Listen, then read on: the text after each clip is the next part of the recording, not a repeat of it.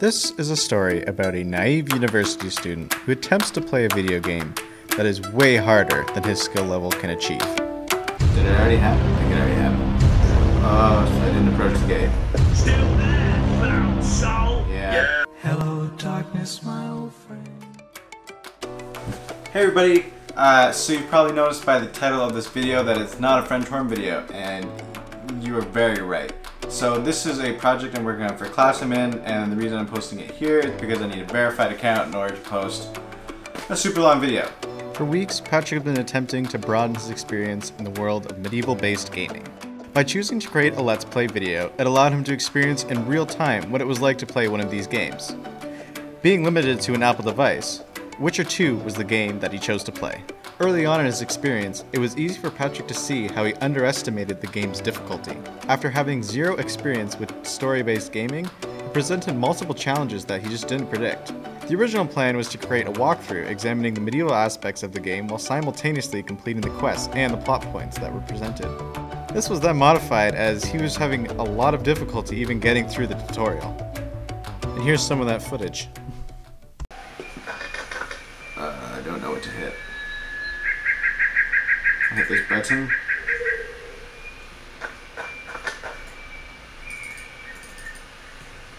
Uh-oh. Guys, I don't know what to do. I missed a step.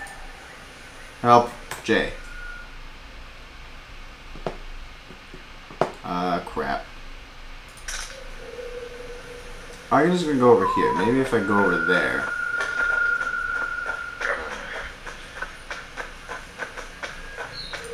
Thanks again.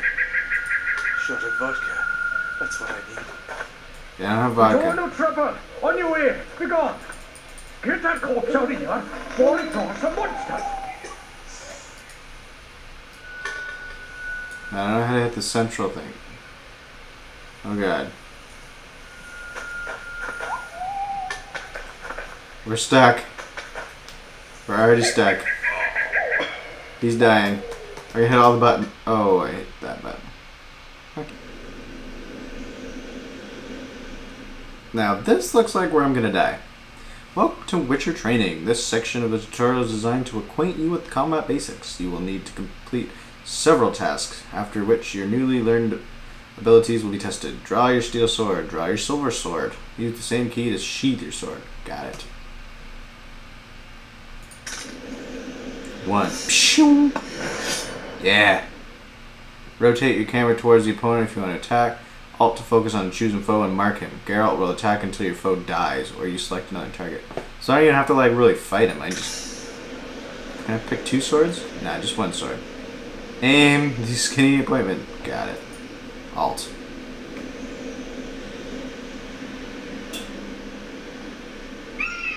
FN.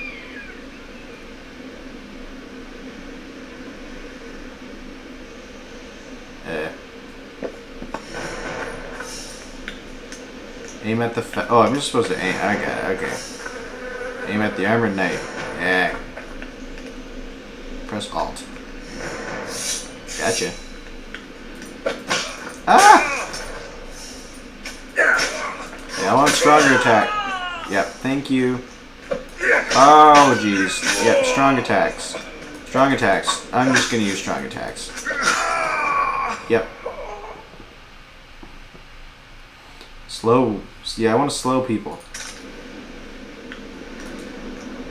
Hello. Vigor. Oh, okay, so I can't use strong attacks all the time. Got it. Parry your opponent's attack by pressing... I'm holding E. Oh god. Ayah. Press space to evade enemy blows. Oh god. Oh goodness. Yeah, you're dead now. Ow.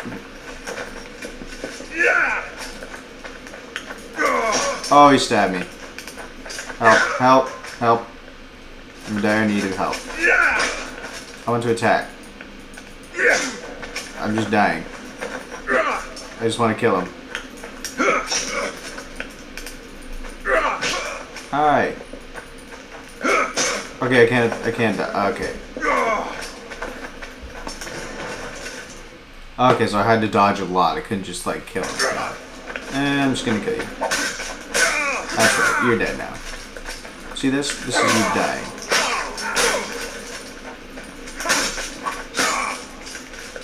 Very simple. I'll have to parry him. I can't remember how to parry.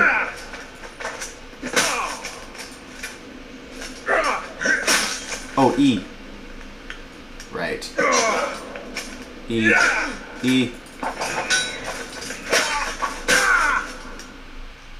Each time you cast a sign, the arid sign can knock down or stun a foe. Ooh. Press 5 to do that. Cure 5. Oh, jeez. Yay, dead. It's going to affect critical effects in combat. These additional effects induce to attacks. I just want to kill him.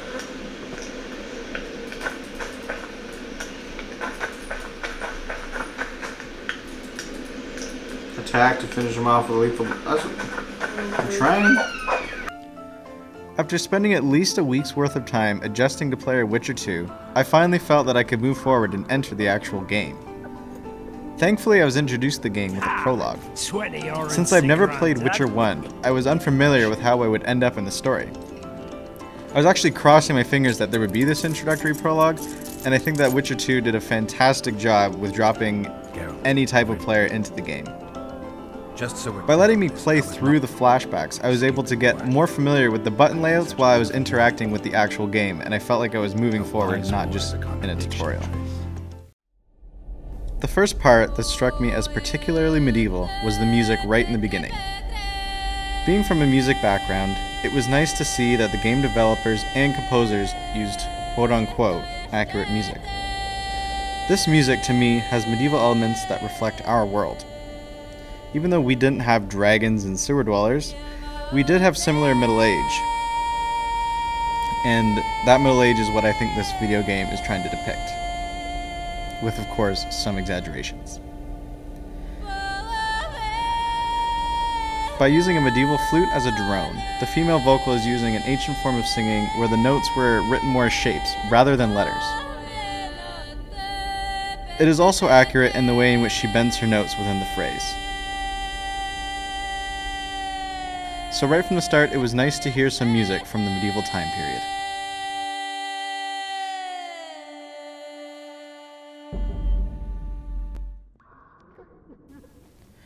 When entering the dungeon scene, I was able to find out where I was. The title sequence says the Dungeons of La Valette Castle, which I will then find out is the castle that I took over, or helped the king take over before I was taken hostage. Looking at the dungeon in a medieval way, I can obviously tell we're underground because there's no natural light coming in.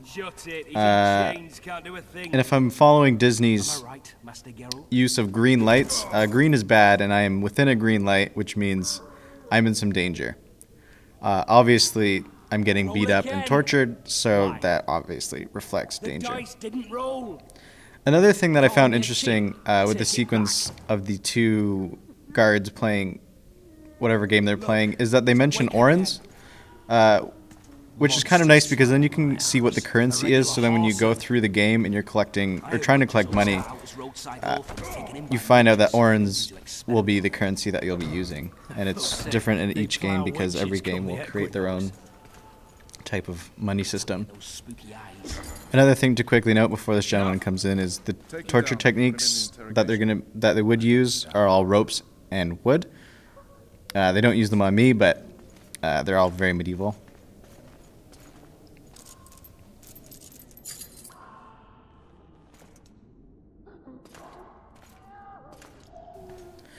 So at this point in the game, we don't really know where we are and why we're captive, unless you've played Witcher 1, which I haven't, so I still don't really even know why I would be here up until this point.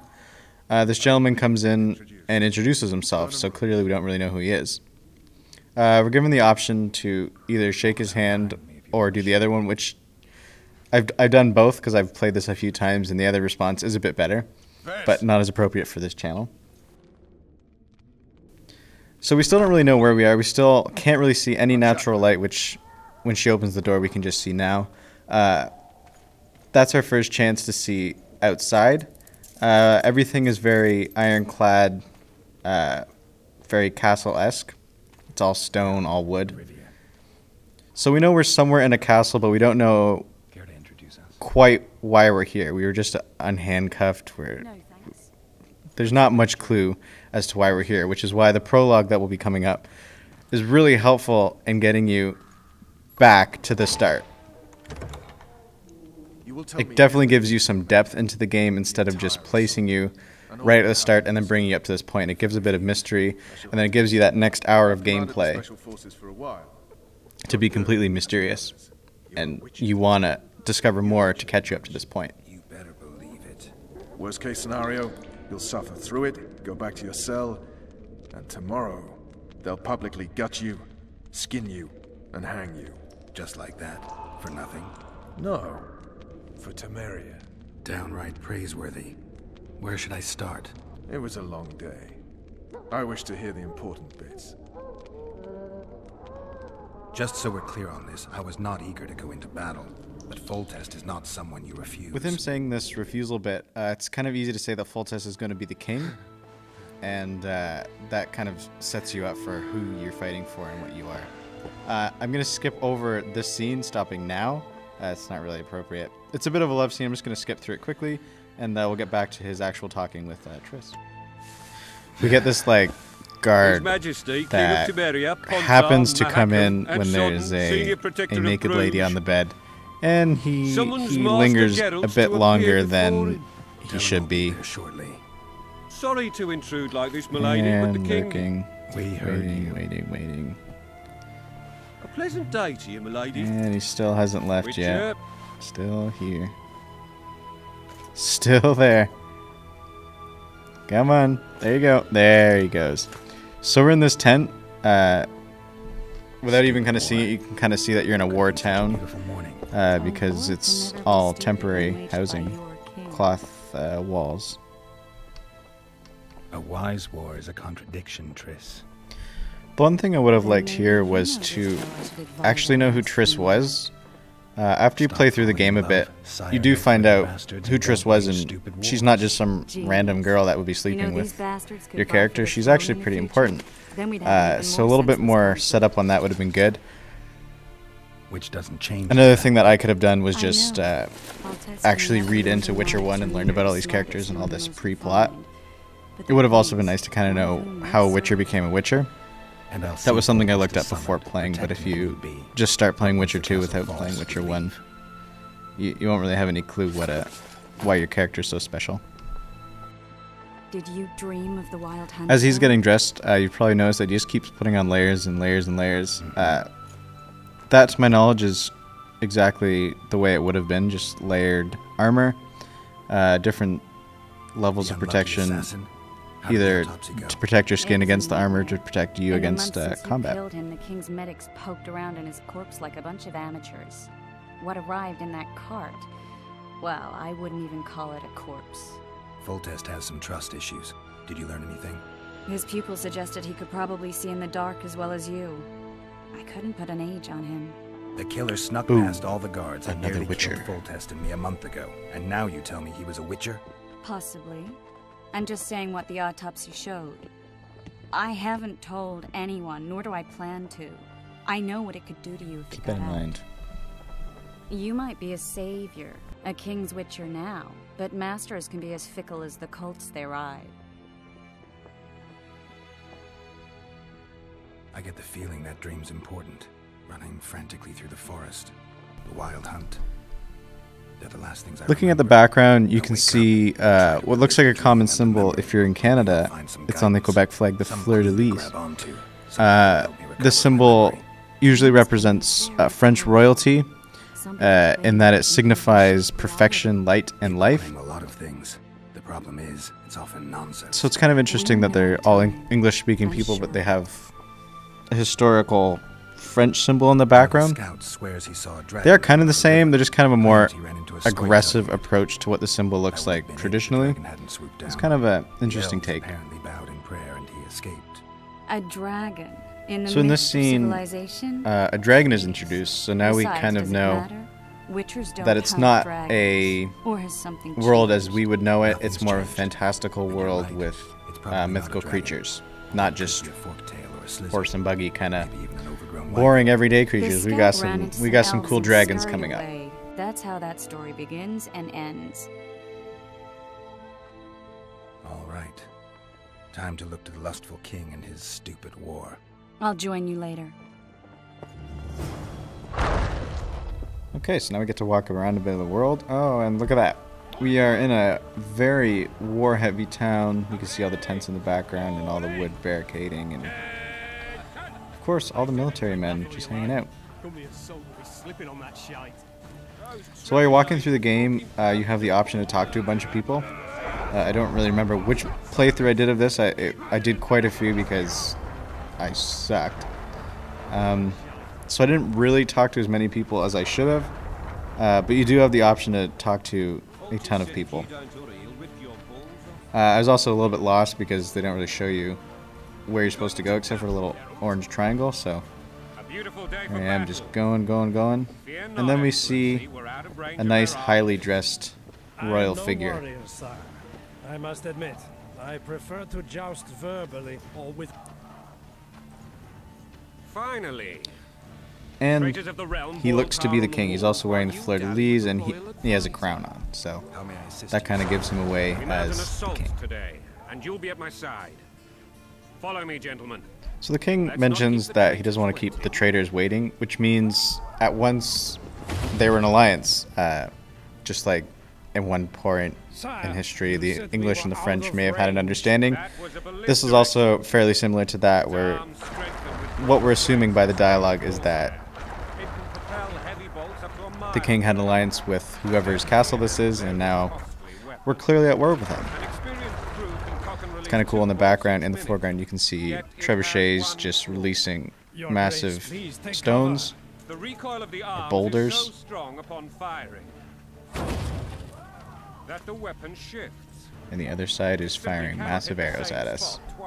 I had no idea your grace was a learned Would not be very military convenient engineer. going into battle with all that stuff the king's wearing. 2 years ago for her birthday. Here he mentions how the opponent got these massive archery weapons.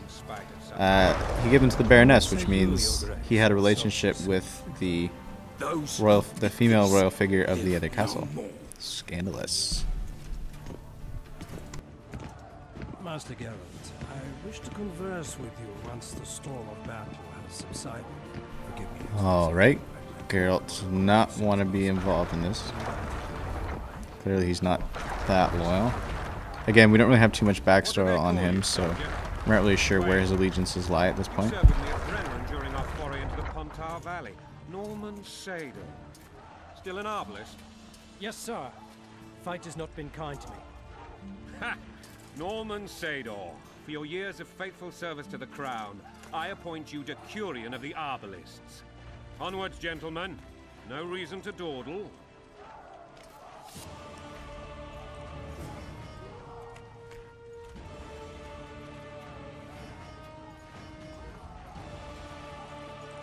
Forgive my candor, Your Majesty, but I must ask, what fate awaits the royal bastards? So we see that there is some royal, Bastard. One more time, someone will die. some spreading of the royal blood, Your Grace, forgive me. if you will. But the laws So now we of can see succession why are we're at war. perfectly clear. We can kind of see why we're at war, and why Above all, there could be some reason for conflict. Again, this happens in the medieval world. There's just and I have no other children. genes spreading out all over the place, and then once This the crown conversation is over, becomes involved Excellency. in finding a new heir, war breaks out because everyone wants to be the most powerful Black ones in my camp figure, for a battle. and I'm assuming by the storyline that this king is one of the most powerful figures. Happier than returning his shriveled head to Emir in a sack. But Triss Merigold insisted I be patient and courteous. Was I? I couldn't have handled it better myself. I always knew you were one of us. And bugger what folks say. They talked about Ada no end. Have you learned anything about the assassin? Yes, we Nothing do. new, sire. A month's We passed knew and he we don't meant to know be a any butcher. more than we knew when we began. This investigation's going nowhere. My agents have learned little also. But we'll find the culprits. It's just a question of time. Now, for the battle. I want you at my side today. Then you may go where you please. Thank you, sire. Where are you aiming, imbeciles? Soldier! Spyglass!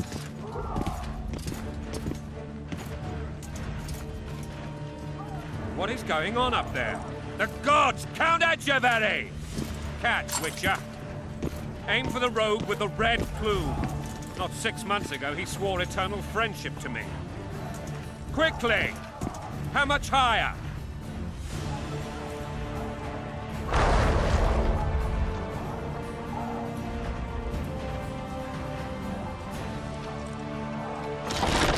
In this part, you're aiming 3 degrees. at the guy in red.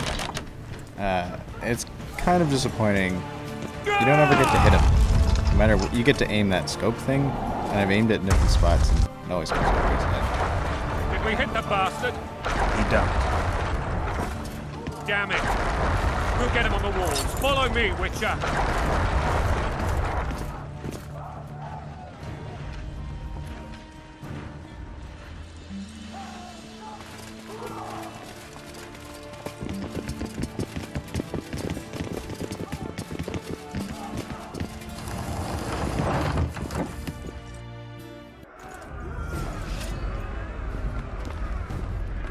You know, Witcher, I'm prepared to forgive Louisa.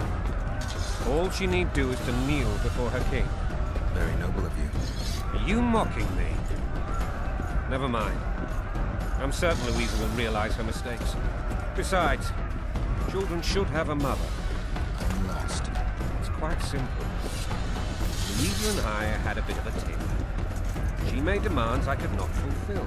Understand? I think so. Count Etcheverry and others immediately intervened, all noble, all Bread and sympathetic. vodka's all you'll They get. claimed the evil When king you're would take her plowing for children. your king. That they would protect Blood them, and even mud, place your them on the brow throne. is sweat. And the Wolf in a Baroness was bandit, duped. trick in a sling. A motherly love That's a used. swiving soldier's life. In truth, Taking orders they from desire your privileges foe. that would Going weaken to the country throne. there, your wife. And a long road at your toe.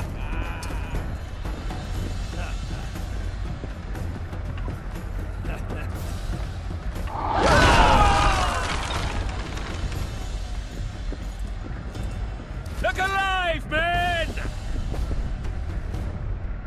Hail to the king! Where the hell are we headed? To battle! What the fuck do we want? Victory! This I like!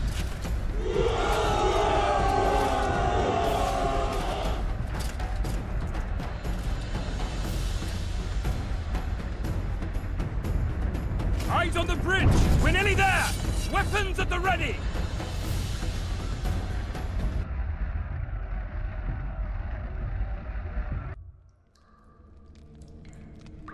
That tower was ridiculous. It was designed to break the rebels' morale. A bunch of lords and lordlings took a ride to then pompously stride on top of the walls, while the real army fought and died below them in the shit and piss-filled streets. If years of service have taught me anything, it's that the Highborn don the best costumes and get the best vantage points, whether at a ball or in battle. But it's not the time for that kind of jousting, Witcher. Continue your story. Things went relatively smoothly after we came out of that tower.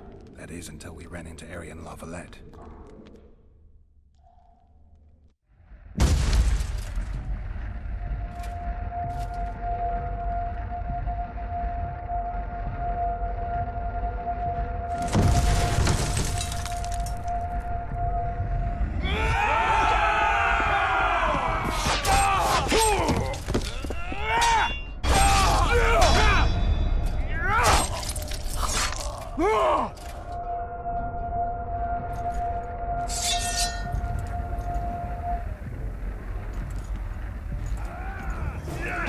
So for this part, I was definitely on easy, so that's going to explain why I'm actually killing people and they're not killing me. So it's kind of a typical charging situation. We got on to a fairly high piece of wall. Now we're just going to town. Just killing everybody. Clearly I'm the best because I'm on easy, so it's really easy to kill people when you're on easy. Lord Suxon, you shall push for the center aisle and bring down that gate. So once you've taken a castle in this manner, when you look at a castle layout, there's just so many gates and barricades at each section. Once you get in, that's just the beginning. There's going to be a series of locks and different obstacles that you're going to have to get into to take the castle. So this is kind of, it was nice to see when playing the game that once you broke in, yes, woohoo, we won. It's now we have to keep on keeping on. We still got to keep pushing forward. So you can see there's a gate there that's being protected. Just because we took one part, it could have just been that they let us take it kind of thing. So for this part of the gameplay, we now have to figure out how to get past this lock. You can see the guys in the background still fending off while we're just looking at arrows. And I'm no duck. Any ideas? That ballista would do the